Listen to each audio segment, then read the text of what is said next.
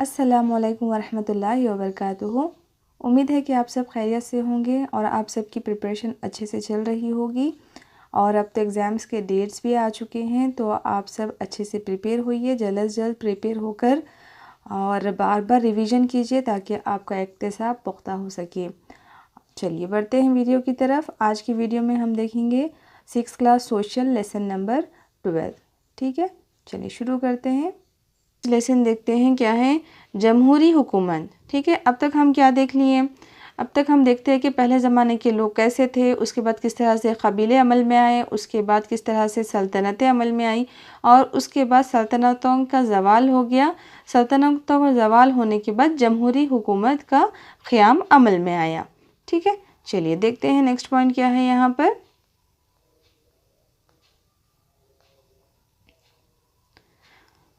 Next point है, America के Abraham Lincoln ने जमहूरियत की तारीफ़ की थी। ठीक है, जमहूरियत की तारीफ़ बहुत इंपॉर्टेंट है यहाँ पर। जमहूरियत किसे कहते हैं? जमहूरियत अवाम की हुकूमत, अवाम के ज़रिए और अवाम के लिए, इन अल्फाज पर गौर कीजिए। ठीक है, तो जमहूरियत की तारीफ़ क्या है यहाँ पर?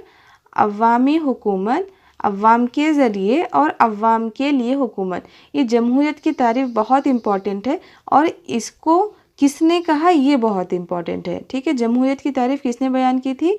इब्राहम लिंकन ने। ठीक है, इब्राहम लिंकन ने इस तारीफ़ को बयान किया था। ठीक है, चलिए नेक्स्ट पॉइंट देखते हैं क्या है। दो अहम उसूल होते हैं, जैसे कि हम दो उसूलों को अपनाते हैं। कौन कौन से जमहूरियत में दो उसूल? नुमाइंदा जमहूरियत और अक्सरियत की हुकूमत। ठीक है, बहुत इंपॉर्टेंट पॉइंट है ये। क्या है? नुमाइंदा जमहूरियत और अक्सरियत की हुकूमत। इन दो तसव्वुरात को समझने की कोशिश करेंगे हम। ठीक है, नुमाइंदा जमहूरियत किसे कहेंगे और अक्सरियत की हुकूमत किसे कहेंगे? हमारे अहद में, ठीक है, हमारे अहद में जमहूरी हुकूमतों को आम तौर पर नुमाइंदा जमहूरियत कहा जाता है, जिसको हम वोट डालकर जिताते हैं। ठीक है, एक नुमाइंदा ठहरता है जिसको हम वोट डालकर जिताते हैं, उसकी हुकूमत होती है हमारे एरिए पर। ठीक है, जैसे कि एमएलएस। ठीक है, एमएलएस या फिर हमारे जो भी काउंसलर्स होते हैं वगैरह। हमारे अहद में जमहूरी हुकूमतों को आम तौर पर नुमाइंदा जमहूरियत कहा जाता है। नुमाइंदा जमहूरियतों में अवाम चुनावों के ज़रिए अपने नुमाइंदे का इंतखाब करते हैं। मिसाल के तौर पर एक गांव में 2 से 5 हज़ार लोग रहते हैं। इसके कई हलक़ों में तकसीम किया जाता है। हर हलक़े में 100 या 200 अफराद होते हैं। हर हलक़े से उनकी नुमाइंदगी के लिए एक रुकन का इंतखाब किया जाता है। 18 साल से ज़्यादा बालिग़ अफराद, मर्द व ख़वातीन, ख़वानदा हो या फिर नाख़वानदा, बलिहाज मज़हब व ज़बान के फ़र्क के सब वोट डालते हैं। ठीक है, इसको कहते हैं हम नुमाइंदा जमहूरियत। ठीक है, इसको कहते हैं हम नुमाइंदा जमहूरियत। ठीक है, नुमाइंदा जमहूरियत के बाद नेक्स्ट पॉइंट क्या है यहाँ पर? अक्सरियत की हुकूमत। अब जो भी नुमाइंदों को हम चुनते हैं, ठीक है, चुनने के बाद जो ज़्यादातर नुमाइंदे जिस पार्टी की तरफ से होंगे, जिनकी अक्सरियत होंगी, वो क्या करेंगे? मरकज़ी तौर पर हुकूमत करेंगे। ठीक है, उसको क्या कहेंगे हम? अक्सरियत की हुकूमत। नेक्स्ट पॉइंट है हुकूमत मुख्तलिफ सतह पर। हुकूमत की एक सतह नहीं होती। ठीक है, सिर्फ दिल्ली पे बैठकर यहाँ पर हुकूमत नहीं कर सकते।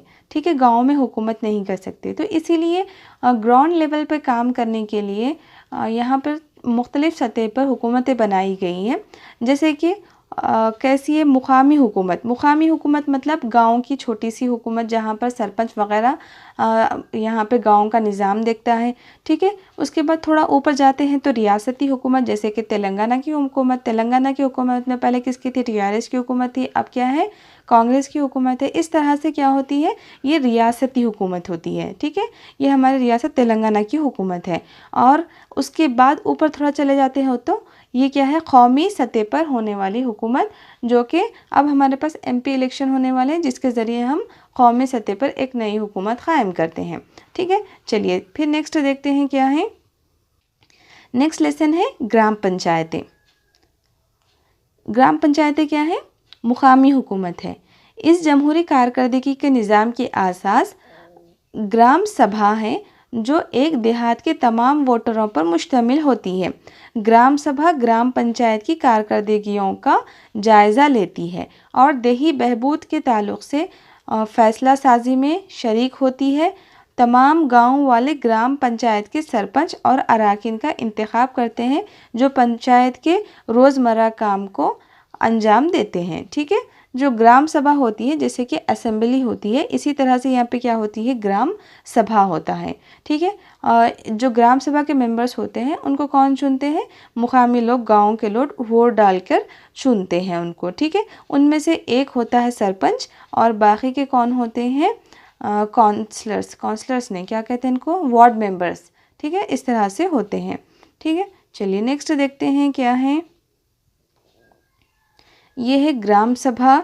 ठीक है, ग्राम सभा में एक होता है सरपंच, बाकी के उसके क्या होते हैं, मेंबर्स होते हैं। फहरिस्त पढ़ने लगा जो खते गुर्बत से नीचे हैं, BPL। ठीक है, यहाँ पे इम्पोर्टेंट पॉइंट क्या है, BPL बिलो पावर्टी लाइन। ठीक है, ये सबको पता ही होगा, लेकिन फिर भी जिसको नहीं मालूम है वो इसका फुल फॉर्म देख लें, क्या है, बिलो पावर्टी लाइन। ठीक है, चलिए नेक्स्ट पॉइंट क्या है देखते हैं। ग्राम पंचायतों की तश्कील किस तरह अमल में आती है। इंतखाबात के ज़रिए ग्राम पंचायतों का क़याम अमल में आता है। ये इंतखाबात स्टेट इलेक्शन कमीशन की जानिब से मुनक़िद किए जाते हैं। ठीक है, यहाँ पर इम्पोर्टेंट क्या है, जो ग्राम पंचायत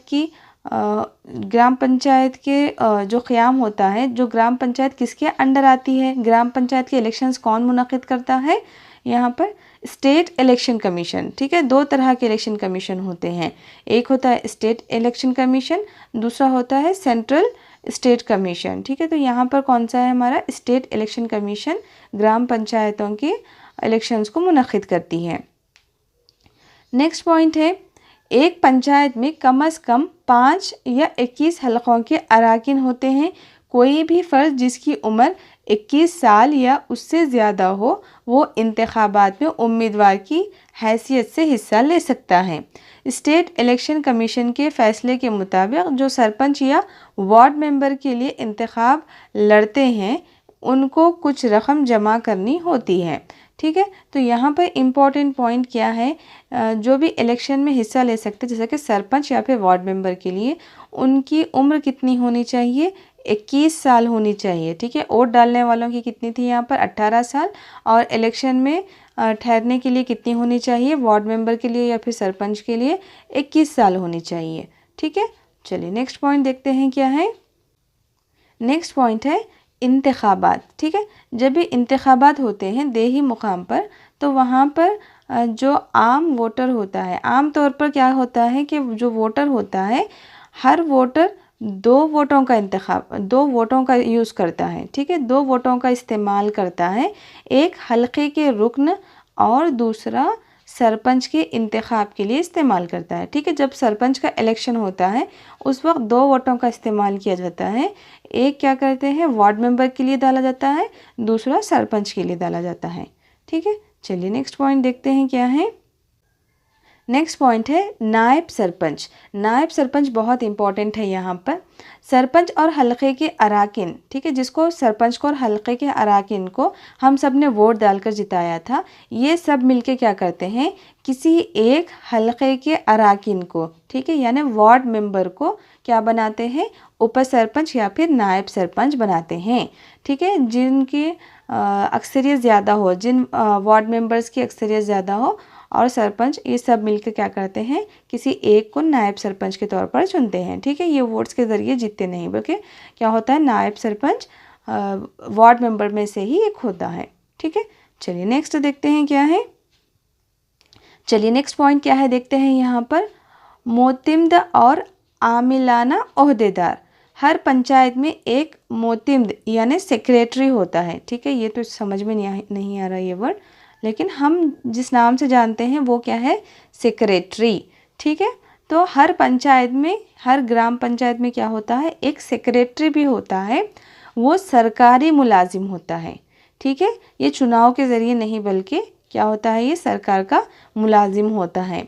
उसका काम हिसाबात का रिकॉर्ड रखना और इजलास के रोदात ज़ब्त तहरीर में लाना होता है। ठीक है, जो भी अखराजात वगैरह होते हैं ये किसके अंडर होता है, इसका हिसाब देखना किसके अंदर होता है, सेक्रेटरी के अंदर होता है। और सेक्रेटरी क्या होती है, एक सरकारी मुलाजिम होती है। नेक्स्ट पॉइंट है, ये बहुत इंपॉर्टेंट पॉइंट है, यहाँ से ऑलरेडी क्वेश्चंस आ चुके हैं। पंचायत का इजलास हर महीने मुकर्रर होता है। ठीक है, पंचायत का जो इजलास होता है कब मुनक़िद किया जाता है, इस तरह से क्वेश्चन आ सकता है। महीने में एक बार, 15 दिन में एक बार, हफ्ते में एक बार, किस तरह से होता है, या फिर 6 महीने में एक बार। तो आपका यहाँ पर आंसर क्या होगा, हर महीने होता है। हर इजलास के लिए पंचायत के निस्फ अराकीन मौजूदगी ज़रूरी है। ठीक है, जब भी पंचायत बैठेगी यानी पंचायत का इजलास होगा, वहाँ पर कम से कम कितने होना चाहिए, निस्फ अराकीन, पंचायत के निस्फ अराकीन मौजूद होना ज़रूरी है, वरना इजलास मनसूख कर दिया जाता है। ठीक है, कितने लोगों की मौजूदगी ज़रूरी है, यहाँ पर निस्फ अराकीन की मौजूदगी ज़रूरी है। ठीक है, बहुत इंपॉर्टेंट पॉइंट है ये। अमूमन इजलास का आगाज़ गुज़िश्ता अजलास के रुदात के पढ़ने से होता है। सरपंच पिछले महीने के किए गए काम की रिपोर्ट पेश करता है। ठीक है, चलिए नेक्स्ट पॉइंट देखते हैं क्या है। ग्राम पंचायतों के लिए रकूमत। तो ग्राम पंचायतों के लिए रकूमत कहाँ से हासिल होती है।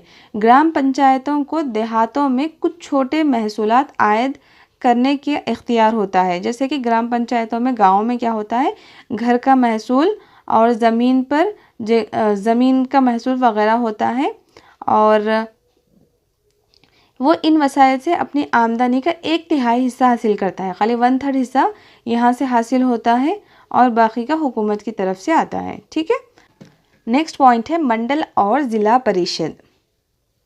हम पिछले सफ़ात में ग्राम पंचायतों के बारे में पढ़ चुके हैं।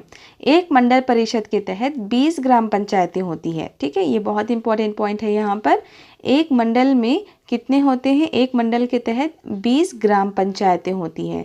ठीक है, 20 ग्राम पंचायतें होती है। ज़िले के तमाम मंडल, ठीक है, पहले तो क्या आ गए, ग्राम पंचायत किसके अंदर आ गए, मंडल के अंदर आ गए। कितने आ गए, 20 ग्राम पंचायत एक मंडल के तहत आ गए। और इसके बाद क्या होता है, तमाम मंडल किसके ज़ेरे निगरानी होते हैं, एक ज़िले की निगरानी होते हैं। ठीक है, ज़िले के तमाम मंडल परिषद एक ज़िला परिषद के तहत होते हैं। ठीक है, एक होता है मंडल परिषद, तो वो जो मंडल परिषद होता है वो किसके ज़ेरे निगरानी होता है, वो ज़िला परिषद के। ठीक है, मंडल परिषद इलाक़ाई हलक़ों, ठीक है, कौन कौन सा है, एमपीटीसीज के अराकीन को, एमपीटीसी के फुल फॉर्म क्या है, मंडल परिषद टेरिटोरियल कॉन्स्टिटेंसीज। ठीक है, देहात के लोगों से रास्त मुंतखब करते हैं। एमपीटीसीज को यहाँ पर कौन मुंतखब करता है, देहात के लोग मुंतखब करते हैं। बास को नामज़द किया जाता है। ज़िला परिषद के अराकीन का भी इंतखाब इसी तरह किया जाता है। जो ZPTCs है, ठीक है, ZPTCs और MPTCs, इन लोगों को वोट के ज़रिए मुंतखब किया जाता है। ठीक है, ज़िला परिषद के अराकीन का भी इंतखाब इसी तरह किया जाता है।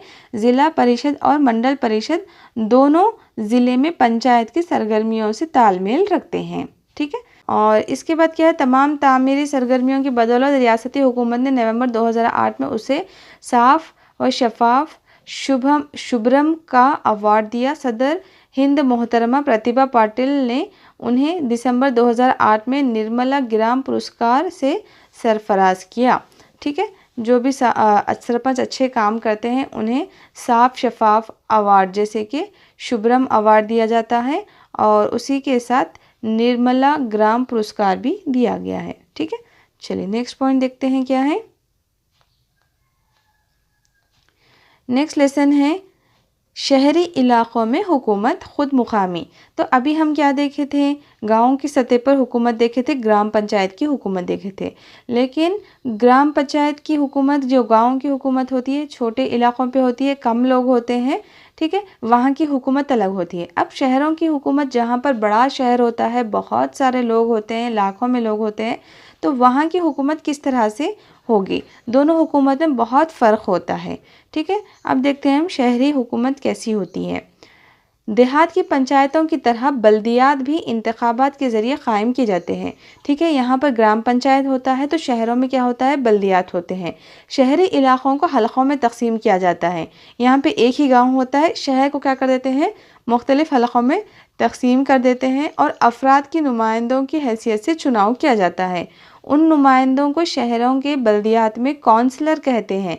ठीक है, ये भी इम्पॉर्टेंट है यहाँ पर। जिस तरह से हम यहाँ पर क्या कह रहे थे, वार्ड मेंबर कह रहे थे, गांव में जिसको वार्ड मेंबर कह रहे थे, तो यहीं पर क्या कहते हैं, इसको शहरों में काउंसलर्स कहते हैं। ठीक है, और कॉरपोरेशन के शहरों में इन्हें कॉरपोरेटर कहते हैं, और जहाँ पर कॉरपोरेट शहर होता है वहाँ पर उन्हें कॉरपोरेटर कहा जाता है। हलक़ों के काउंसलर्स के अलावा वहाँ मेयर भी होते हैं। ठीक है, इनका जो सदर होता है वो क्या कहलाता है, मेयर कहलाता है। सदर नशीन जो पंचायत के सरपंच की तरह इदारे के सरबराह होते हैं। ग्राम सरपंच के इंतखाब का जो तरीक़ा है उसी तरीक़े पे चेयरमैन और मेयर को भी बल्दिया और कॉरपोरेशन में दर्ज वोटरों के ज़रिए रास्त तौर पर इंतखाब किया जाता है। तो इसी तरह से यहाँ पर चेयरमैन का और मेयर का इंतखाब भी सरपंच की तरह से वोट डालकर किया जाता है। ठीक है, वहाँ पर सरपंच होता है तो यहाँ पर मेयर होता है। ठीक है, चलिए नेक्स्ट पॉइंट देखते हैं क्या है। नेक्स्ट पॉइंट है बल्दिया किस तरह काम अंजाम देते हैं। एक बल्दिया को कई काम निपटाने पड़ते हैं, मसलन पानी की सरबराही, गली में रोशनी का इंतज़ाम, सड़कों की तामीर और निगहदाश्त, मोरियों के पानी की निकासी, कूड़ा करकट का अखराज, मदरसों को चलाना, राशन की दुकानों और कारखानों और दवाखानों का क़ियाम और उनके देखभाल वगैरह। ये तमाम चीज़ें किसके अंडर आती है, ग्राम बल्दिया के अंडर आती है। इनके अलावा नए तरक्याती कामों की शुरुआत करना वगैरह ये बल्दिया के अंडर आने वाले काम हैं। ठीक है, चलिए नेक्स्ट पॉइंट देखते हैं क्या है। नेक्स्ट पॉइंट है शहरों में घरों से रोज़ाना कचरे की निकासी को यकीनी बनाया गया। ठीक है, गांव में तो कचरा कहीं भी हम डाल देते हैं, एक जगह डाल के उसकी गोबरी वगैरह बना लेते हैं, लेकिन शहरों का कचरा बहुत अलग होता है। तो वहाँ पे अगर हम कचरे की निकासी का इंतज़ाम नहीं करेंगे तो जहाँ देखें फिर वहाँ पर कचरों के ढेर लग जाएंगे। तो इसीलिए यहाँ पर क्या किया है, कचरे की निकासी को यकीनी बनाया गया है। वर्करों की गाड़ियाँ दी गई है और मास्क दिए गए हैं और यूनिफॉर्म दिए गए हैं। वो hydraulic damper, trolley, auto rickshaw, tractor वगैरह का इस्तेमाल करते हुए कचरा यहाँ से लेके जाते हैं और एक मखसूस मुकाम पर डालते हैं। उस मुकाम को हम क्या कहते हैं, यार्ड कहते हैं। ठीक है, जहाँ पर पूरा कचरा लेके जाके एक जगह डालते हैं उसको हम क्या कहते हैं, यार्ड कहते हैं। नेक्स्ट लेसन है हमारे समाज में तकसीरियत। नेक्स्ट पॉइंट यहाँ पर है थार रेगिस्तान के बारे में। थार रेगिस्तान के बारे में इम्पोर्टेंट पॉइंट ये है कि बरसग़ीर के इलाक़ों के कई बादशाहों ने अपनी सल्तनतें कायम की। वहाँ तो पहले क्या था, रेगिस्तान था तो वहाँ पे सहूलतें नहीं थी। ठीक है, रेगिस्तान में सिर्फ रेत ही रेत होती है, पानी की सहूलत नहीं होती, फसलें नहीं पिकती, बहुत सारे मसाइल होते हैं वहाँ पर। लेकिन यहाँ की जो सल्तनतें थी वहाँ पे क्या करे, बारिश के पानी को महफूज करने का इंतज़ाम किया, पेचीदा निज़ामों और रेगिस्तानी मिट्टी में काश्तकारी को फ़रोग़ दिया। ठीक है, रेगिस्तानी मिट्टी होने के बावजूद वहाँ पे क्या करे, बारिश के पानी को महफूज करके रखने लगे और वहाँ पे फसलें उगाने लगे, जिसकी वजह से ये रेगिस्तान दुनिया का सबसे गुंजान आबादी वाला शहर बन गया। ठीक है, सबसे गुंजान आबादी वाला रेगिस्तान जो है वो कौन सा है, थार रेगिस्तान है। ठीक है, गुंजान आबादी वाला रेगिस्तान कौन सा है, थार रेगिस्तान। ठीक है, ये इम्पोर्टेंट है। ये कहाँ पर वाक़ है, राजस्थान में वाक़ है। ठीक है, तो यहाँ पर बहुत इम्पोर्टेंट पॉइंट क्या है, यहाँ पर दुनिया का सबसे गुंजान आबादी वाला रेगिस्तान कौन सा है, थार रेगिस्तान है। ठीक है, रेगिस्तान तो बहुत है बड़े बड़े, लेकिन वहाँ पर लोग नहीं बसते हैं क्योंकि वहाँ पर सहूलियत मौजूद नहीं होती है। लेकिन यहाँ पर हमारे हिंदुस्तान में, राजस्थान में जो थार रेगिस्तान है वहाँ पर लोग बसते हैं। सबसे गुंजान आबादी वाला रेगिस्तान कौन सा है, थार रेगिस्तान है। ठीक है, चलिए नेक्स्ट पॉइंट क्या है देखते हैं। यहाँ पर नेक्स्ट पॉइंट है सिक्किम। सिक्किम एक छोटी सी रियासत है जो हिमालय के पहाड़ियों के मशरक़ी हिस्से में वाक़ है। हिमालय की एक ऊंची चोटी कंचनजंगा, ठीक है, कंचनजंगा सिक्किम में वाक़ है, ठीक है। हिमालय के कई चोटियाँ हैं जिसमें एक चोटी का नाम क्या है, कंचनजंगा है।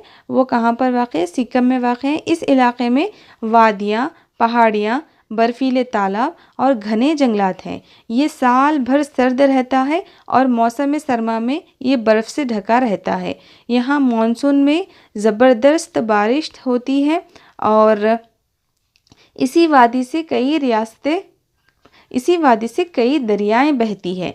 सिक्किम हिंदुस्तान, नेपाल, भूटान, तिब्बत की सरहदों के दरमियान वाक़ है, ठीक है। ये जो सिक्किम है, सिक्किम कहाँ पर वाक़ है, हिंदुस्तान, नेपाल, भूटान, तिब्बत, चीन की सरहदों के दरमियान में वाक़ है, ठीक है। ये क्या है, कंचनजंगा चोटी, ठीक है, ये, ठीक है। चलिए नेक्स्ट पॉइंट देखते हैं क्या है। सिक्किम के बारे में एक और इम्पोर्टेंट पॉइंट क्या है यहाँ पर, सिक्किम 1975 तक एक आज़ाद मुल्क था, ठीक है। हमारा मुल्क 1947 में आज़ाद हुआ। उस वक्त सिक्किम हमारा हिस्सा नहीं था, बल्कि सिक्किम 1975 तक एक आज़ाद मुल्क था। उस पर 44 बादशाह, ठीक है, 44 बादशाह हुकूमत करते थे। उस साल सिक्किम हिंदुस्तान का हिस्सा बन गया और एक जमहूरी हुकूमत क़ायम की गई, ठीक है। पहले तो ये यहाँ पर आज़ाद मुल्क था जहाँ पर 44 बादशाह हुकूमत करते थे और 1975 में ये हिंदुस्तान का हिस्सा बन गया। नेक्स्ट पॉइंट है पांडिचेरी। पांडिचेरी हिंदुस्तान के जुनूब मशरक़ी साहिल पर वाक़े एक मरकज़ी ज़ेर इंतज़ाम इलाक़ा है। कई यूरोपी कंपनियाँ जैसे डच, पुर्तगाल, अंग्रेज़ और फ्रांसीसी पांडिचेरी के आतराफ राग़िब हुए और इन्होंने कई तिजारती कोठियाँ और छोटी कॉलोनियाँ तामीर किए। वक्त के गुज़रते फ्रांसीसियों ने इस इलाक़े पर अपना मुकम्मल ग़लबा क़ायम किया, जो 1954 तक जारी रहा, जबकि पांडिचेरी के लोगों ने हिंदुस्तान यूनियन में शामिल होने के लिए वोट दिया। पांडिचेरी में इसीलिए तमिल और दीगर ज़बानों के बोलने वाले लोगों के साथ फ्रांसीसी ज़बान के बोलने वाले लोग भी काफ़ी तादाद में पाए जाते हैं। हिंदुस्तान में बरतानिया के ख़िलाफ़ जारी तहरीक आज़ादी के दौरान कई मुजाहिदीन आज़ादी को पांडिचेरी ने पनाह फराहम की। मसलन तमिलनाडु के अज़ीम कौमी शायर सब्ज़ अम्बैया भारती और अरबिंदो घोष, जो बुनियादी तौर पर बंगाल के एक इनकलाबी कौम परस्त थे और आखिरकार जदीद हिंदुस्तान की रूहानी रहनुमा बनकर उभरे। इनके कई शागिर्द सारे हिंदुस्तान यहाँ आकर मुक़ीम हैं। अरबिंदो घोष और इनके फ्रांसीसी शागिर्द दी मुद्र ने अरबिंदो आश्रम क़ायम किया। तो यहाँ पर एक इम्पॉर्टेंट पॉइंट क्या बनता है, यहाँ पर अरबिंदो घोष और इनके फ्रांसीसी शागिर्द कौन थे, दी मुद्र ने अरबिंदो आश्रम का क़याम अमल में लाया। बाद में मजलिस अक़वाम मुत्तहिदा के ताउन से वहाँ एक बैनुल अक़वामी गाँव अरोवली क़ायम किया गया, ठीक है। वहाँ पर अरोली एक गाँव क़ायम किया गया कि अमन और आलमी ताउन का पैगाम को फैलाया जा सके। इस तरह पुडुचेरी एक ऐसे मुकाम की मिसाल है जहाँ ना सिर्फ हिंदुस्तान के लोग बल्कि बाहर के लोग भी यहाँ पर पाए जाते हैं, ठीक है। तो यहाँ पर क्या है, पुडुचेरी कब शामिल हुआ हिंदुस्तान के साथ, 1954 में शामिल हुआ। सिक्किम 1975 में शामिल हुआ और पुडुचेरी 1954 में शामिल हुआ, ठीक है। चलिए नेक्स्ट पॉइंट देखते हैं क्या है। नेहरू ने फ़ुक़रा कसरत में वहदनियत का इस्तेमाल किया, ठीक है। ये जो कसरत में वहदनियत का जुमला है, किसने इस्तेमाल किया था इसको, नेहरू ने इस्तेमाल किया था। हिंदुस्तान के कौमी तराने को रवींद्रनाथ टैगोर ने तदवीन किया। ये हिंदुस्तान की एकजहती के इजहार का ज़रिया है। किस तरह कौमी तराना एकजहती का इजहार किया गया, ठीक है। तो ये जो हिंदुस्तान का कौमी तराना है उसे किसने लिखा, रवींद्रनाथ टैगोर ने लिखा है, ठीक है। और फ़ुक़रा जो है कसरत में वहदनियत कौन इस्तेमाल करे थे, इसको नेहरू ने इस्तेमाल किया था, ठीक है। चलिए नेक्स्ट पॉइंट देखते हैं क्या है। नेक्स्ट लेसन है जिनसी मसावत। जिनसी मसावत की सिमत। तो जिनसी मसावत किसे कहते हैं, लड़के और लड़कियों में फ़र्क करने को क्या कहते हैं, हम जिनसी मसावत कहते हैं, ठीक है। चलिए देखते हैं कि इसमें इम्पोर्टेंट पॉइंट्स क्या है यहाँ पर।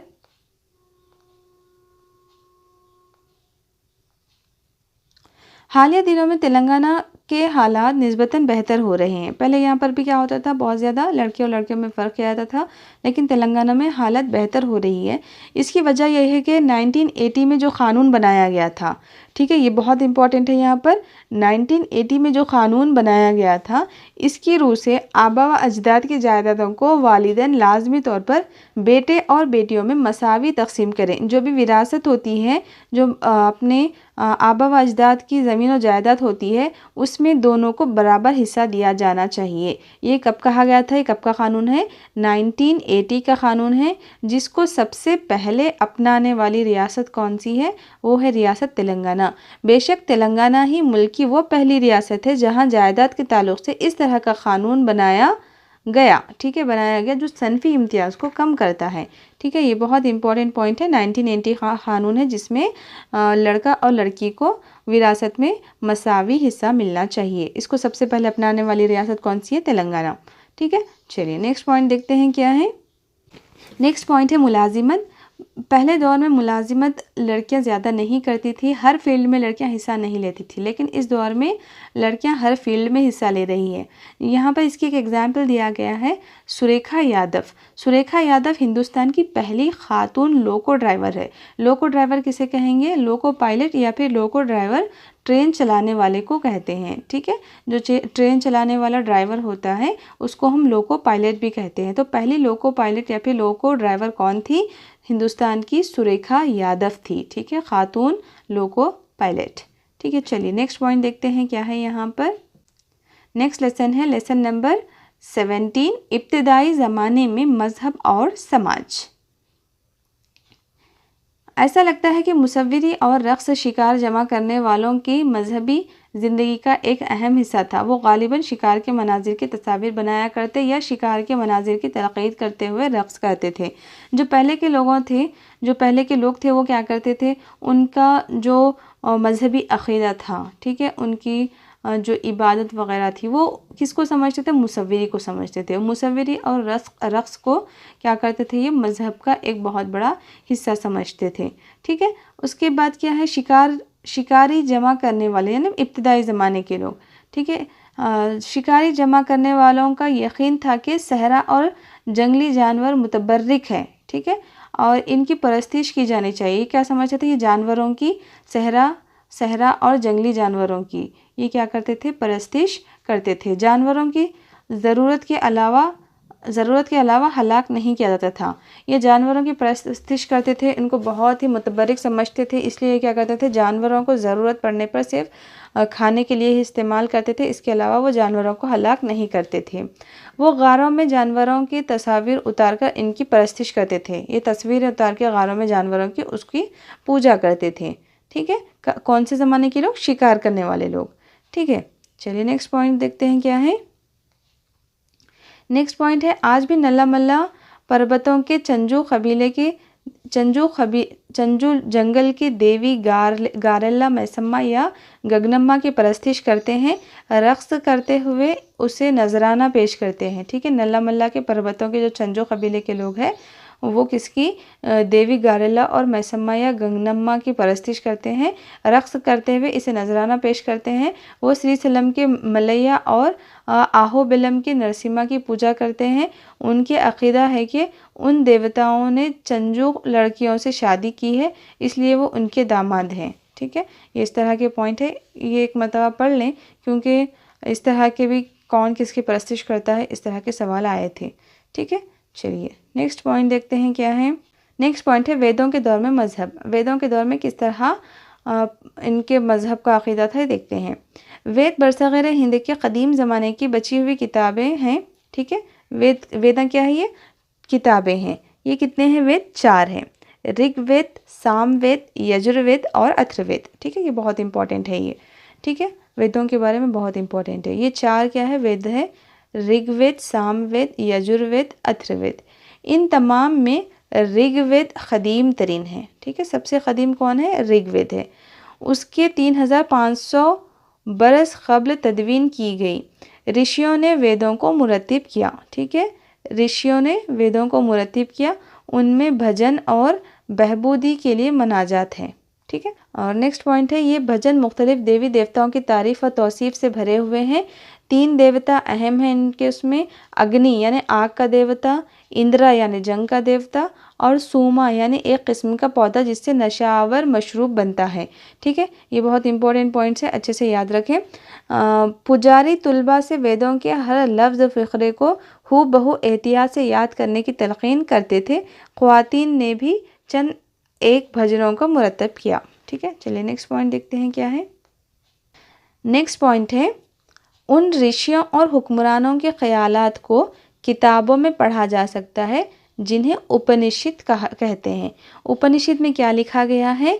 हुक्मरानों के ख़यालात को लिखा गया है। ठीक है, ऋषियों और हुक्मरानों के बारे में उपनिषद में लिखा हुआ है। उस अहद के मशहूर ऋषियों में कौन थे?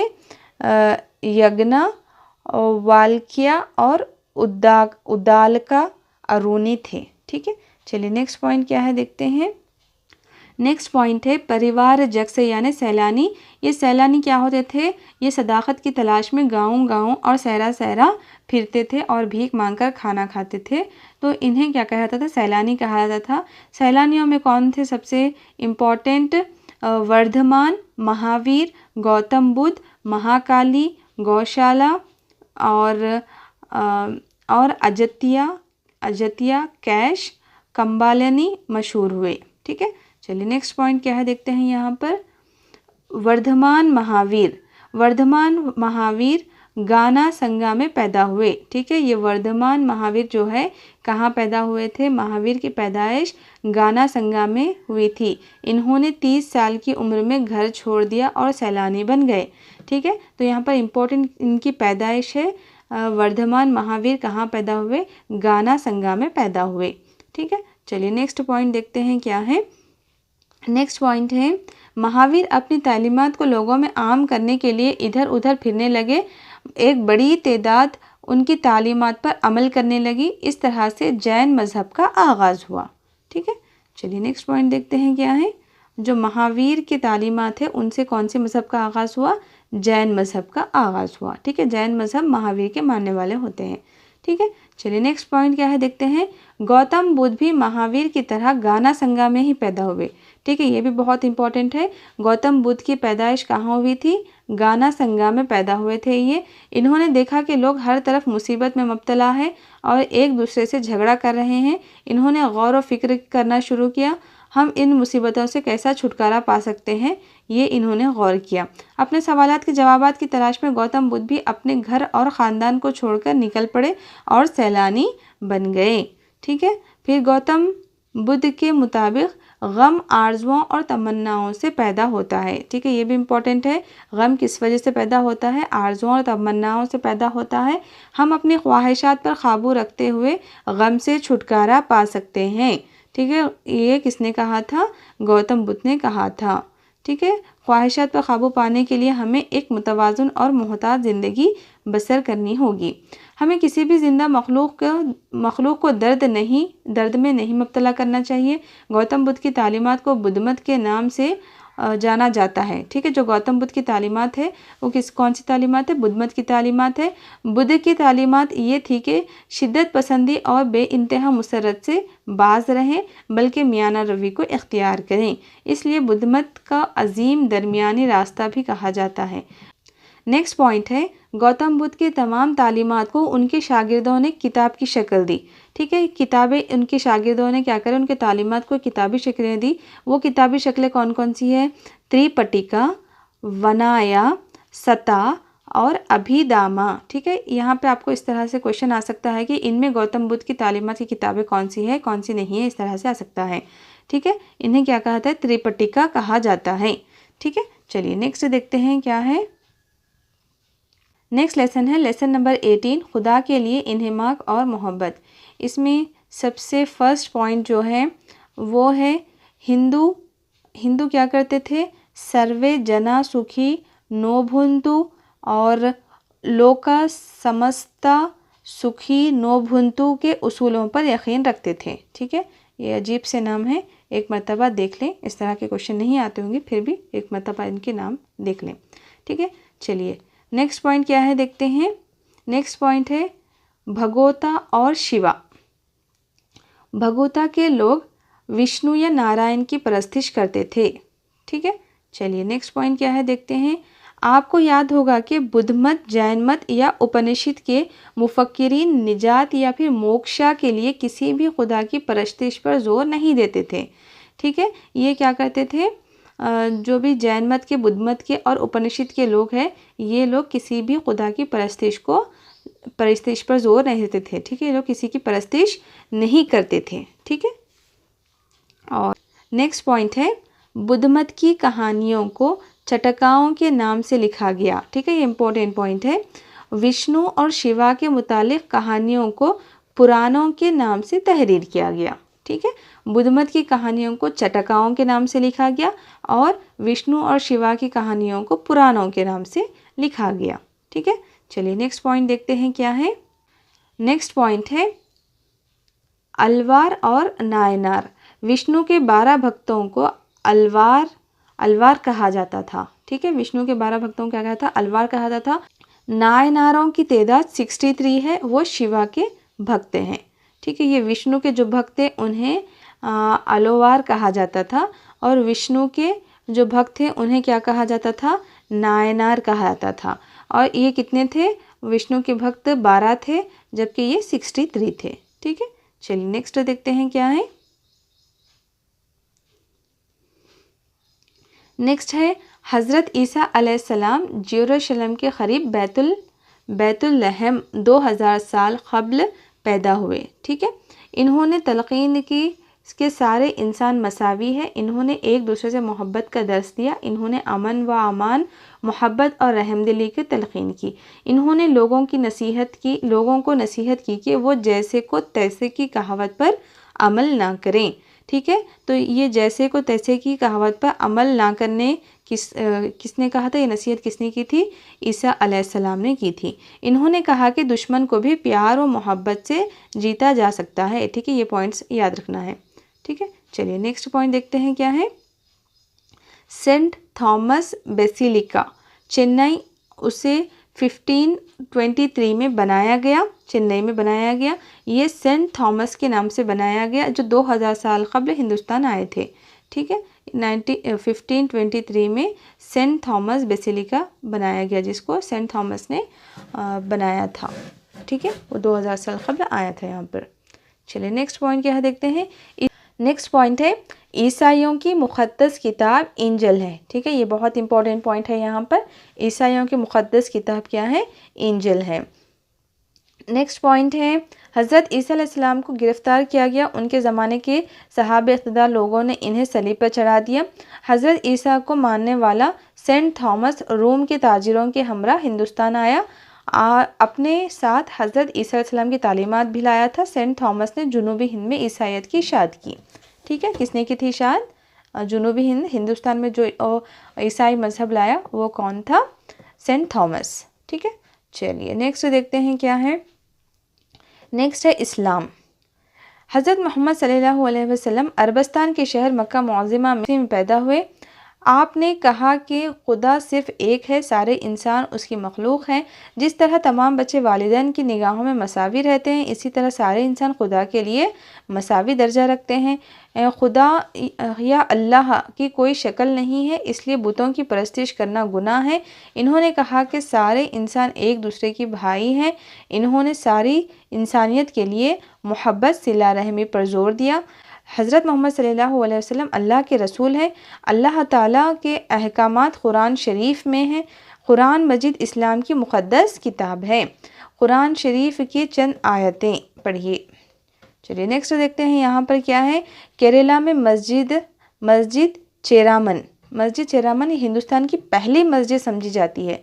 ठीक है, सबसे पहली मस्जिद कौन सी है, मस्जिद चेरामन। ये कहाँ पर बनाई गई थी, केरल में बनाई गई थी। ठीक है, ये पॉइंट इम्पोर्टेंट है। चलिए नेक्स्ट पॉइंट क्या है देखते हैं। नेक्स्ट पॉइंट है इसके अलावा इस्लाम का तारुफ अरब और तुर्क के फ़ातिहीन के ज़रिए भी हुआ जो इस्लाम कबूल कर चुके थे। मुस्लिम उल्मा और औलिया ताजिरों और बादशाहों के साथ आए और हिंदुस्तान के मुख्तलिफ़ इलाक़ों में सुकूनत पजीर हो गए। इन्होंने वहदानियत की तालीम दी, जिसमें खुदाए बरतर और बुज़ुर्ग की इबादत की तलक़ीन की गई और खुदा के आगे सारे इंसान मसावी हैं, ये कहा गया। अरबस्तान के ताजिरों ने हिंदुस्तान में इस्लाम को मुतारफ़ किया। वो हिंदुस्तान की बंदरगाहों में आया जाया करते थे।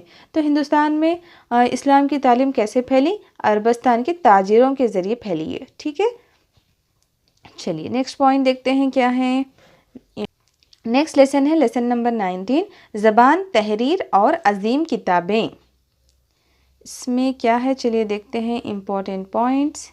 इसमें कुछ इम्पोर्टेंट पॉइंट्स है, हाँ यहाँ पर है।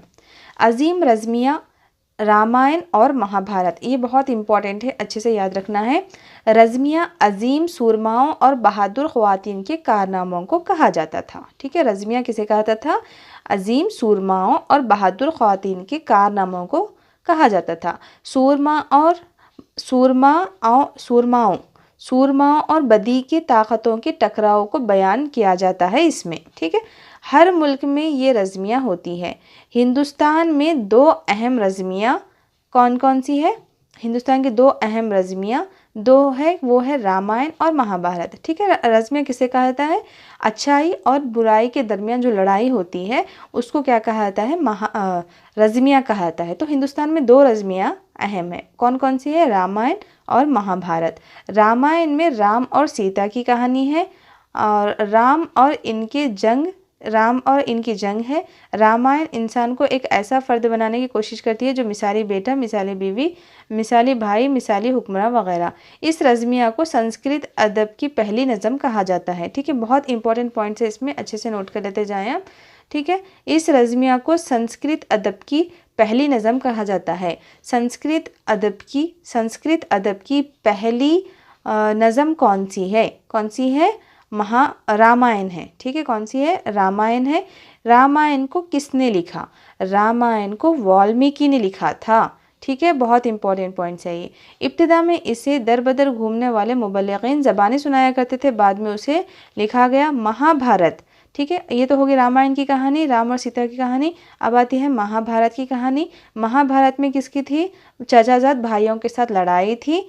ठीक है, इसमें कौन थे? कौरवों और पांडवों थे। ठीक है, कौरवों और पांडव थे। ये सल्तनत के लिए हुई सो जंग थी।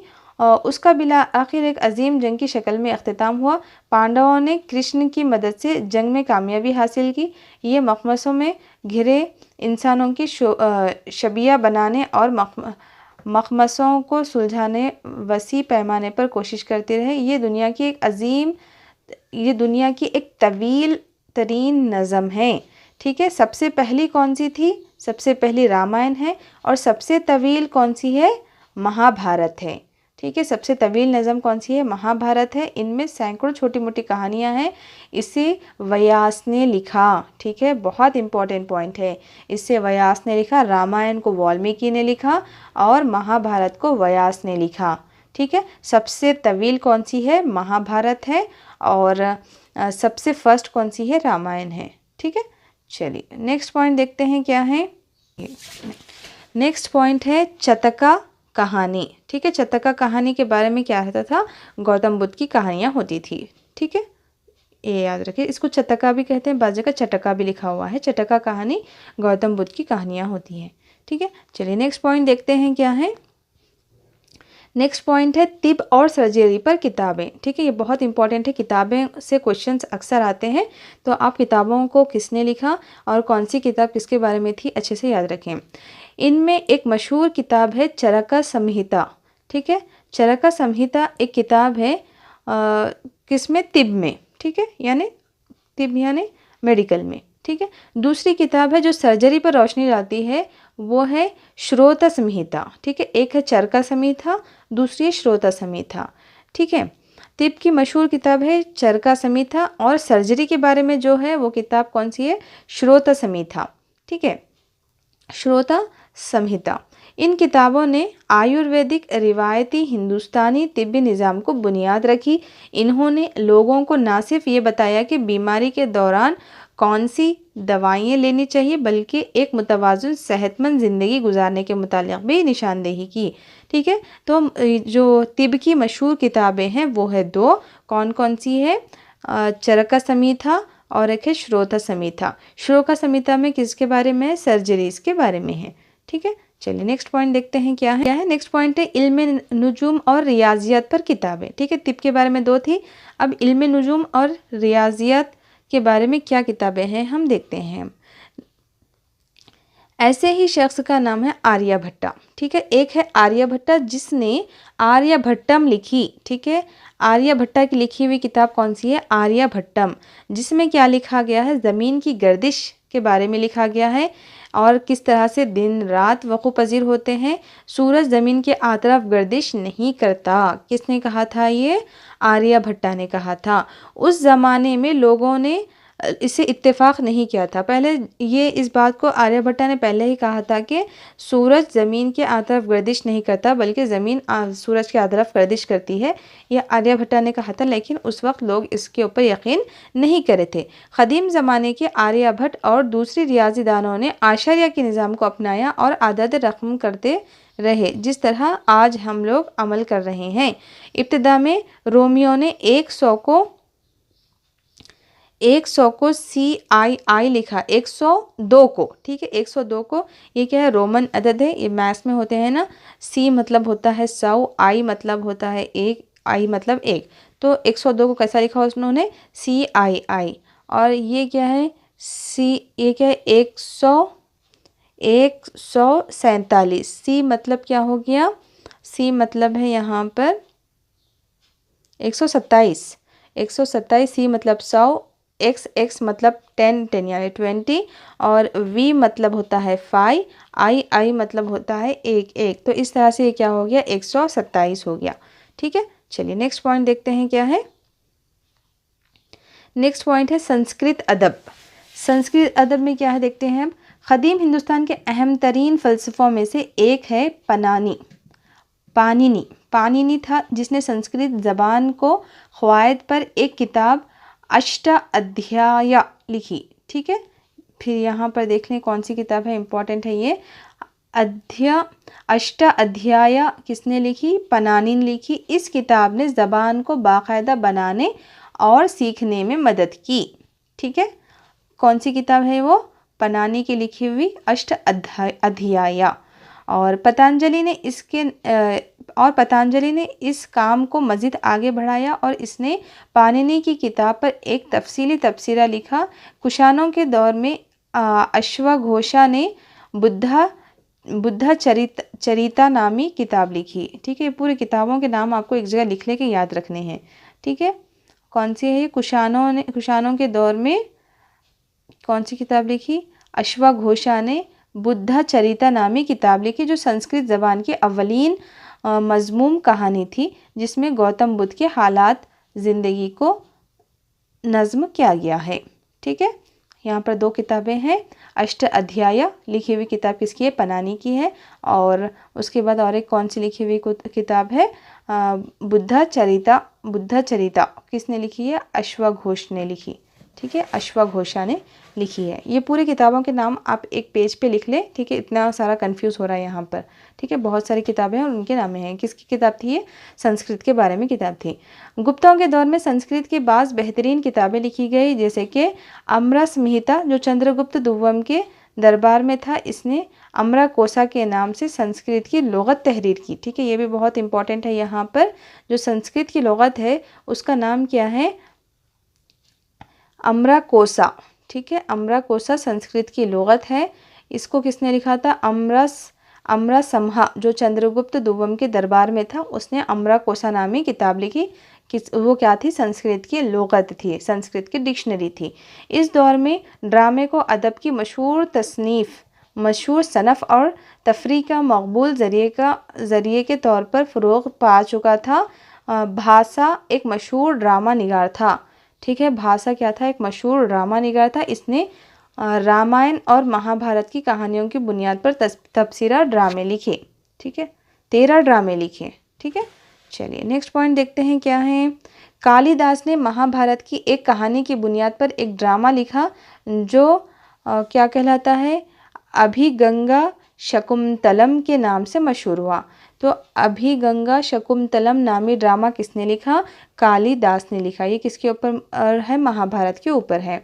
ये कहानी बादशाह दुष्यंत और शकुंतला की कहानी है। और नेक्स्ट पॉइंट क्या है यहाँ पर? सुधरा का एक दिलचस्प ड्रामा मृच्छकाटिका लिखा, जिसमें शहरी लोगों की ज़िंदगी के हालात को बताया गया है। कालिदास ने मुख्तलिफ उन्वानात पर मुख्तलिफ तर्ज की नज़में लिखी और ये सारी दुनिया में मशहूर है। ठीक है, इनके स्पेलिंग्स बहुत डिफरेंट है, तो इसका प्रोनाउंसिएशन भी अजीब सा है। तो आप इन किताबों के नाम में एक मरतबा एक पेज पे लिख लेके इनको अच्छे से याद रखें। ठीक है, किताबों से क्वेश्चंस आने के चांसेस बनते हैं। ठीक है, चलिए नेक्स्ट लेसन देखते हैं क्या है। नेक्स्ट लेसन है लेसन नंबर 20, बुत तराशी और इमारतें। चलिए देखते हैं इसमें इम्पोर्टेंट पॉइंट्स क्या है यहाँ पर। फर्स्ट पॉइंट है मशहूर शहरों हड़प्पा, मोहनजोदड़ो, कालीबंगान और लोथल जैसे शहरों के नाम तो सुने होंगे। ये बरसग़ीर के क़दीम शहरों में से है। ये शहर शुमाल में अफ़गानिस्तान से जुनूब में गुजरात तक और मशरिक़ में पंजाब से और हरियाणा से मग़रिब में बलूचिस्तान तक फैले हुए थे और कई मुश्तरक ख़ुसूसियात रखते थे। आसार क़दीमा के माहिरीन ने तारीख़ के इस मरहले को ज़ाहिर करने के लिए एक मुश्तरक नाम दिया, जिसे हम कहते हैं हड़प्पा की तहज़ीब। ठीक है, हड़प्पा की तहज़ीब में जो शहर आते हैं वो कौन कौन से हैं? ठीक है, हड़प्पा की तहज़ीब जो थी, ठीक है, इसमें सिर्फ शहर हड़प्पा नहीं आता बल्कि उसके अंदर ये तमाम शहरों की तहज़ीब को मिला के हम हड़प्पा तहज़ीब कहते हैं। ठीक है, कौन कौन है वो? हड़प्पा, मोहनजोदड़ो, कालीबंगान और लोथल। ठीक है, ये नाम याद रखना ताकि अगर इसमें आपको कोई एक नाम निकाल के ऑप्शन दें तो आप इसको कर सकें। ठीक है, बाज़ औक़ात इसे वादी सिंध भी कहा जाता है। ठीक है, हड़प्पा तहज़ीब का एक और नाम क्या है? हड़प्पा तहज़ीब को वादी सिंध भी कहा जाता है, क्योंकि इस तहज़ीब से मुतालिक अक्सर मशहूर मुक़ामात दरियाए सिंध और इसके माउन नदियों के सैराबी इलाके में पाए जाते हैं। ठीक है ना। हड़प्पा तहज़ीब का एक और नाम क्या है? वादी सिंध है। और हड़प्पा तहज़ीब किसे कहा जाता है? ये चार शहरों की तहज़ीब को मिलाकर हड़प्पा तहज़ीब कहा जाता है। ठीक है, चलिए नेक्स्ट देखते हैं अगला पॉइंट क्या है। नेक्स्ट पॉइंट है हड़प्पा तहज़ीब। हड़प्पा तहज़ीब के शहर की तामीरी मियारी और एकसा साइज़ की पक्की ईंटों से की गई। ये इन शहरों की नुमाया तरीन खसूसियत थी। कई अहम शहरों में बेहतरीन मनसूबाबंदी शहर तरक्की देखी गई। ये जो पहले के जो शहर थे हड़प्पा तहज़ीब के, उस वक्त मनसूबाबंद तरीक़े से बनाए हुए शहर थे। ठीक है, कई अहम शहरों में बेहतरीन मनसूबाबंदी शहर तरक्की देखी गई। शहर का खाका भी मियारी था और वहाँ सीधी सड़कें जो एक दूसरे को शतरंज की बोर्ड की तरह ख़ता करती थी। जिस तरह हमारे पास अब वेंचर्स कॉलोनीज़ नए बन रहे हैं, स्ट्रेट रोड्स होते हैं, उस तरह के उस वक्त थे। ठीक है, हड़प्पा तहज़ीब में उस वक्त थे जो अब हमारे पास है। ठीक है, अब हमारे पास अभी अभी आ रहे हैं। अगर हमारे पुराने सड़कें वगैरह देखें तो बहुत से टेढ़े मेढ़े किधर की रहते, लेकिन इनके क्या थे? शतरंज की तरह स्ट्रेट थे पूरे। ठीक है, चलिए देखते हैं नेक्स्ट क्या है यहाँ पर। वहाँ सीधी सड़कें जो एक दूसरे को शतरंज की बोर्ड की तरह ख़ता करती थी देखी गई। सड़कों के किनारे नालियों का इंतज़ाम था। ठीक है, सड़कों के किनारे था, वहाँ पर नालियों का इंतज़ाम भी था जो घरों से गंदे पानी और बारिश के पानी को बाहर ले जाती थी। अक्सर शहरों को दो हिस्सों में तकसीम देखा गया। एक हिस्सा बुलंद व बाला महलात पर मुश्तमिल था, जहाँ अहम अवामी दफातर जैसे कि गोदाम, हॉल और बड़ी इमारतें थी। दूसरा हिस्सा आम लोगों की रिहाइश का था, जिसमें दस्तकार, ताजिर और दीगर आम लोग रहा करते थे। इससे ज़ाहिर होता है कि हुक्मरान महल में ज़िंदगी बसर करते थे, इसी हिस्से में कामकाज करने देते थे और चाहते थे कि वो आम लोगों से मुमताज़ रहें। तो उस दौर में भी क्या थे? बड़े बड़े मोहल्लात थे जिसमें हुक्मरान रहते थे और छोटे छोटे जो घर थे उसमें छोटे लोग रहते थे, काम करने वाले लोग रहते थे। ठीक है, नेक्स्ट पॉइंट है हड़प्पा तहज़ीब के शहर के बाशिंदे मुख्तलिफ़ किस्म की धातुओं को इस्तेमाल करते थे, जैसे तांबा, चांदी, टिन। ये भी याद रखना इम्पॉर्टेंट है। यहाँ पर हड़प्पा तहज़ीब के लोग कौन कौन सी धातुओं को इस्तेमाल करते थे? तांबा, चांदी, टिन और इसके अलावा वो लोग मखलूत धाते जैसे कांसे को भी इस्तेमाल करते थे। अलबत्ता वो लोग लोहे के इस्तेमाल से भी नावाकिफ़ थे। ठीक है, चलिए नेक्स्ट पॉइंट देखते हैं क्या है। नेक्स्ट पॉइंट है, इन्होंने कपास और ऊन के कपड़ों की बुनाई की जिनके बाज़ अज्जा बाद में दस्तयाब हुए। इन्होंने समंदरी सीपियों का इस्तेमाल करके रोज़मर्रा के इस्तेमाल की चीज़ें बनाई जैसे कि कवगीर, चमचे और चूड़ियाँ वगैरह बनाई ये लोग। ठीक है, ये लोग किसके कपड़े पहनते थे? कपास और ऊन के कपड़ों की बुनाई करते थे और सीपियों का इस्तेमाल करके क्या बनाते थे? सीपी मतलब समंदर में जो छोटे छोटे मिलते हैं, ठीक है, उसको रेत, अब रेत में हमारे पास जो मिलते हैं ना सीपी, उससे क्या बने वो लोग? कवगीर बने, चमचे बने, चूड़ियाँ वगैरह बने। ठीक है, चलिए नेक्स्ट पॉइंट देखते हैं क्या है। नेक्स्ट पॉइंट है, इन सुतूनों पर अशोक के पैगामात कुंदा किए जाते हैं। इनके आखिरी सरे पर चंद जानवरों की शक्लें भी होती थी। इन्हें सरे सुतून कैपिटल कहा जाता था। इनमें सबसे अहम सारनाथ के शेरों का सर है। इस सुतून को अशोक ने लगवाया। 4 शेरों के सर सिमतों को जाहिर करते हैं और धर्म चक्र को वाज़े करते हैं। तो ये जो 4 शेरों का सर है, इसका नाम क्या है? सारनाथ का सुतून है ये। ठीक है, सारनाथ का सुतून, इसको कौन लगाए थे? अशोक ने लगाया था। ठीक है, इस सुतूनों पर अशोक के पैगामात कुंदा है। ये जो इनके जो सुतून होते थे, इस तरह से पत्थर के सुतून होते थे। ठीक है, पत्थर के सुतून होते थे, उस पर वो अपने पैगामात को लिखाते थे। ठीक है, और इसके सर के ऊपर, ठीक है, जिस तरह से ये बना हुआ है, इस तरह से कोई निशान लगा हुआ होता था इनके ऊपर। ये बना हुआ ना, इस तरह से ये जो निशान बना हुआ होता था उसको क्या कहते थे? सरे सुतून कहते थे। तो ये जो सारनाथ का सुतून था, उसके ऊपर 4 शेरों का निशान है। ठीक है, चलिए इसको क्या कहते हैं? हम धर्म चक्र भी कहते हैं। चलिए नेक्स्ट पॉइंट देखते हैं क्या है। नेक्स्ट पॉइंट है, नीचे दी गई तस्वीर हिंदुस्तान के मशहूर सांची स्तूपे की है। आप देख सकते हैं कि ये निस्फ कुर्रे की तरह है।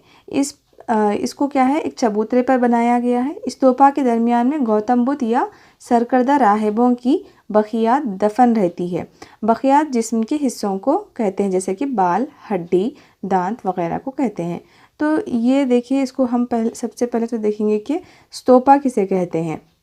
ठीक है, स्तूपा इस तरह से राउंड होता है, ये मुकम्मल तौर पर बंद होता है। ठीक है, और इसके बाद स्तूपा किस पे बनाया गया है? चबूतरे पर बनाया गया है। देखिए, ये नीचे चबूतरा दिख रहा है ना, इस तरह से एक चबूतरे पर इसको बनाया जाता है। ठीक है, और इस चबूतरे के ऊपर बनाए हुए स्तूपे के दरमियान में क्या रखते हैं? गौतम बुद्ध या फिर इनके सरकर्दा राहिब, ठीक है, या फिर उनके राहिबों के बखियात दफन रहती है। ठीक है, चलिए देखते हैं नेक्स्ट पॉइंट क्या है। नेक्स्ट पॉइंट है, दूसरा अहम स्तूपा नागार्जुनकोंडा का है। वो अक्ष्वाकु हुक्मरानों की राजधानी विजयपुरी का हिस्सा था। ठीक है, ये जो अक्ष्वाकु हुक्मरान थे, उनकी जो राजधानी थी विजयपुरी, उसका हिस्सा था। तो वहाँ पर क्या था?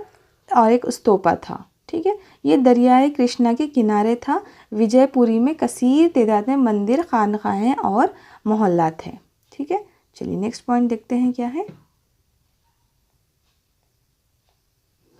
नेक्स्ट पॉइंट है, विहार खानकाहें थी जहाँ बुद्धमत के राहिब रहा करते थे। ठीक है, जो बुद्धमत के राहिब होते थे वो कहाँ पर रहते थे? राहिब मतलब उनके मानने वाले, ठीक है, उनका दीन फैलाने वाले को क्या कहते थे? हम राहिब कहते थे। विहार खानकाहें थी जहाँ बुद्धमत के राहिब रहा करते थे, जहाँ मजहबी तालीम दी जाती थी। आम तौर पर एक विहार में आंगन में छोटे कमरे हुआ करते थे। वहाँ एक हुजरा होता था जिसके किनारे पर गौतम बुद्ध का मुजस्सिमा होता था। उस हुजरे को चितिया कहा जाता था। वो राहिबों की इबादत का हॉल तस्वुर किया जाता था। ठीक है, तो यहाँ पर इम्पोर्टेंट पॉइंट क्या है? यहाँ पर ये जो राहिब होते थे, जहाँ पर मजहबी तालीम दी जाती थी, उसको क्या कहते थे हम लोग? खानकाहें या फिर विहार कहते थे। ठीक है, विहार खानकाहें थी। तो वहाँ पर एक छोटा सा हुजरा होता था। तो उस हुजरे आंगन में एक छोटा सा हुजरा होता था और जिसके किनारे पर क्या था? वहाँ पे गौतम बुद्ध का मुजस्सिमा होता था। उस हुजरे को क्या कहते थे हम, वो छोटे सा जो हुजरा था वहाँ पर गौतम बुद्ध का मुजस्सिमा रहता था, उसको क्या कहते थे हम, चितिया कहते थे। ठीक है, ठीक है। चलिए नेक्स्ट पॉइंट देखते हैं क्या है। नेक्स्ट पॉइंट है, बुद्ध मत के इल्म व अदब के मुक़द्दस मुकामात ने दूसरे ममालिक के ज़ायरीन को मुतासिर किया।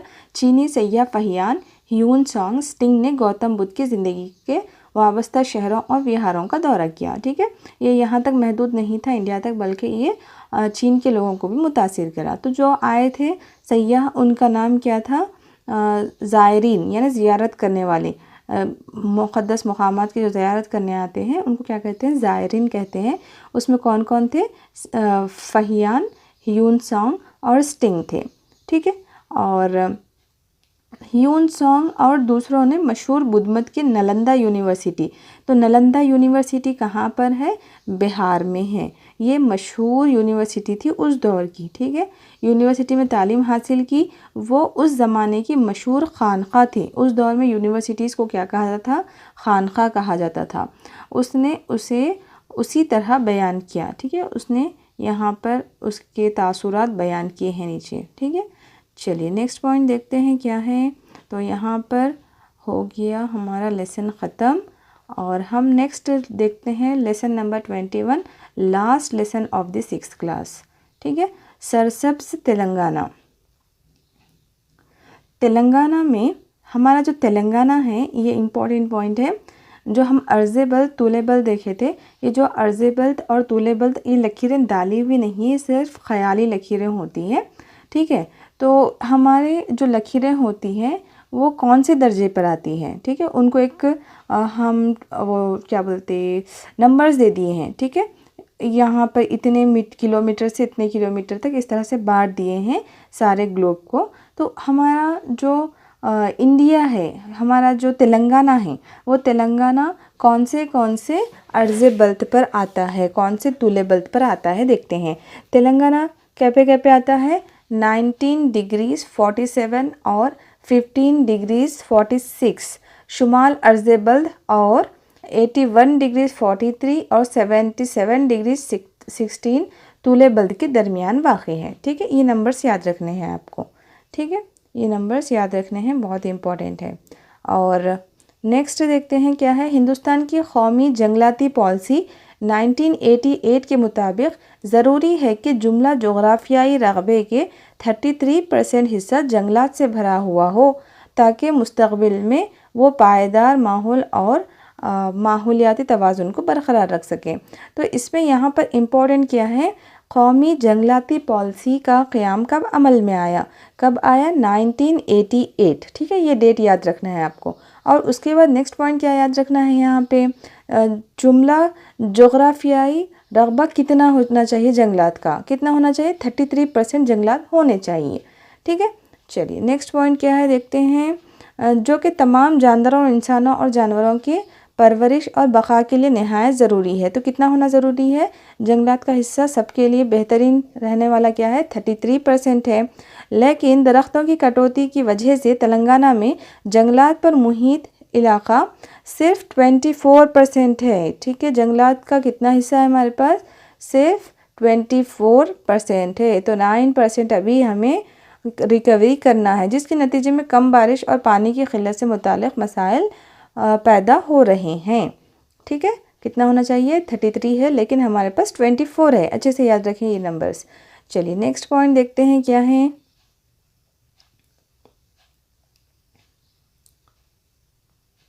नेक्स्ट पॉइंट है, लगाए गए तमाम पौधों की हिफाजत हो रही है या नहीं जानने के लिए रियासती हुकूमत ने जियो टैगिंग का आगाज़ किया। ठीक है, जो पौधे हम लगाते हैं, ठीक है, पौधे लगाने के बाद जैसे स्कूल्स वगैरह में पौधे लगाते हैं, तो वो पौधों की हिफाजत हो रही है या नहीं, उसके लिए कौन सी पॉलिसी निकाला गवर्नमेंट ने, जियो टैगिंग का आगाज़ किया। मदारिस इदारे जात वो मुख्तलिफ़ मुकामात जहाँ पर ज़रूरत हो वहाँ पर ट्री गार्ड को ओहदेदारों की जानिब से सरबराह किया गया। इन पौधों की हिफाजत हमारा अव्वलीन फरीज़ा है। ठीक है, चलिए नेक्स्ट पॉइंट देखते हैं क्या है। इसको कहते हैं टी गार्ड। ठीक है, टी गार्ड, ये वाला टी गार्ड कहते हैं इसे। Tree guard. और हिंदुस्तान का फॉरेस्ट मैन, यहाँ पर एक इम्पॉर्टेंट, यहाँ पर कुछ इन्फॉर्मेशन दी हुई है, देख लेते हैं एक बार। जादू मौलाई, जादू मौलाई पौलुंग, जादू मौलाई पौलुंग रियासत आसूम के ज़िला जोराहट का जंगलाती मजदूर है। इसने 16 साल की उम्र में समाजी जंगलाती प्रोग्राम 1979 में बहैसियत मजदूर शामिल हुआ।